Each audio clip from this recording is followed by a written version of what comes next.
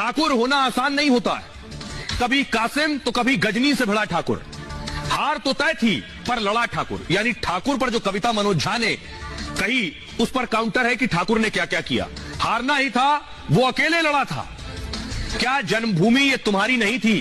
फिर क्यों अकेला लड़ा ठाकुर? बीवी सती हुई, बच्चे अनाथ, हिंदू तो बचा पर भरी जवानी में मरा ठाकुर। सदियों से रक्त दे माटी को सींचा, जन्मभूमि और धर्म की वेदी पर मिटा ठाकुर। जिनके लिए सब कुछ खोया, क्यों उनकी हो नजरों में बुरा, उनकी नजरों में बुरा। फिल्मों का ठाकुर, कहानियों किस्सों का ठाकुर, कविताओं का ठाकुर। जब दुबक बैठे थे घरों में सब तमाशबीन, तब पीढ़ियां युद्ध भूमि में बलिदान कर रहा था ठाकुर। आज बुद्धिजीवी पानी पी पी कर बरगलाते और कोसते हैं कि आखिर कौन है ये ठाकुर। कौन बताए उन्हें कि कफन केसरिया करके, मूंछों पर ताव देकर मौत को गले लगाने वाला जाबाज ही था ठाकुर।